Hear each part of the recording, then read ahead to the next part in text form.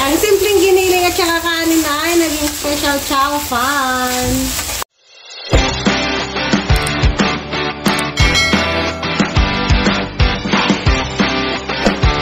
Kung nasa Taiwan ka, alam mo kung saan ang lutuan. Only OFW. Only OFW factory worker knows. Kung saan ang kusina mo. Kung saan ang kusina mo, kung saan ka pwedeng magluto. Wala na, hindi naman nasadong egg. Ay, may mekos natin pagkain. Ang ulam namin sa Pentang ay giniling at saka chapsay. Sama ka po ba? With love! Sama ka po ba ang chapsay mo? So, syempre tayo, dito lang tayo nakaupo. Tayo yung viewers ni Mitch. Yan naman yung niluluto niya, oh. Ganito nga makatipid ang mga OFW. Kailangan na lang natin i-rework para hindi na tayo bibili ng ulam. Siyempre, may mekos-mekos na natin yung giniling at saka sa kanin. Yummy. Wala na akong Bakit hindi mo ginisa? Wala na. Ayan, mekos-mekos lang. Wala na sa isa. Tapos yung nagluluto, naka-duty pa ata sa pub. Yung isasangag niya, nauna pa yung kanin. Oh, sige. Ayaw mo mekos-mekos yan. Basta mikos-mikos lang, pwede na yan. Dalawang Pentang.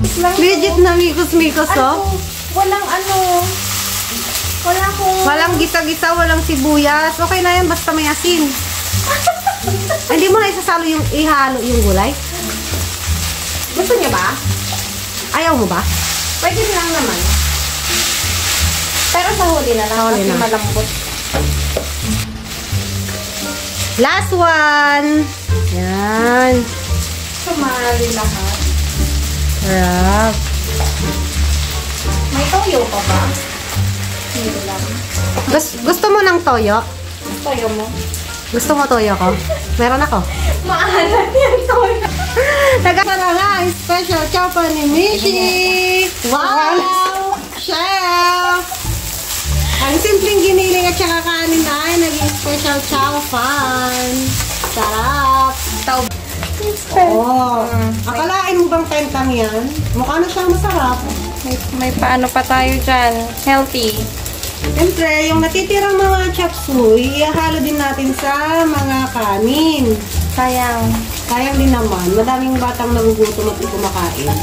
Kaya, sali natin yan. Tapos, pagkatapos ay ikiwar-kiwar mo lang ng ganyan. Mekos mo na minsan. Minsan. Ikiwar-kiwar mo kapag yan. Ayan, san. Ngayon. Ikiwar-kiwar lang insan. Naksa na, George! Focus ka ba? Naksot gaya mo, no? Wala ng ano namin, ng kitchen namin dito sa Taiwan kapag saka OFW factory work. Sa umaga, kitchen. Sa gabi. Gusto na to! Nakiwag ko eh. Sa gabi, factory worker. Sa umaga, Cooker. sa umaga daw ay cooker. Cooker? Chef? Ha? Cooker? Cooker? Rice cooker yun. Rice cooker. So, ayun na guys. Natapos na yung mikos-mikos. Then, mamaya kakain na kami. Ang kalat-kalat talaga ng room namin.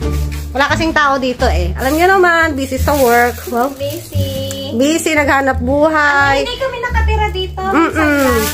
Yung papasok ka ng gabi, tas lalabas ka na ng umaga. Saan ka sabi nga, Miriam? Saan ka nakatira? Saan ka nakatira? Minsan sa dorm. Madalas sa... Minsan sa dorm, madalas sa factory. Pakasipag ni Inay. Nay! Kain na tayo. Mga anak, kain na tayo mga anak. Anak, kain na daw tayo. Ngayon na natin ng ulam. Nay, anong ulam natin, Nay? Hindi na yun. Guys, pasensya na guys. Makalat ang dorm namin. Ang room namin. Wala kasing tagalinis at busy kami lahat. Wala naman eh. Ito ang hinay natin. Buti na lang may masipag tayong tagaluto, oh. Hindi naman tayo nakatira dito sa dorm. Hindi Sa kami. factory tayo nakatira. Oo. Sa factory talaga kami nakatira. Kaya walang linis-linis. Siguro, matutulog kami ng matutulog ng ilang oras? 5 oras. Papasok kami ng 12 hours sa trabaho, magdamag. Tapos, nasa biyahe ka ng Madalas, 1 hour. 1 hour. Kasi balikan na yan na umaga tsaka gabi. Buhay, factory worker. Finished product. Ito na yung pagkain namin. Chow fan. With egg. Ano ba vlog na? Ito may bato, brodeng? Ganito ang gusto ko. Cut. Wow! Malasado. Sarap. Itlog ko pa. Ay, dyan na. Ayaw ko sa pinggan. Meron ako. Okay. Sayang pa.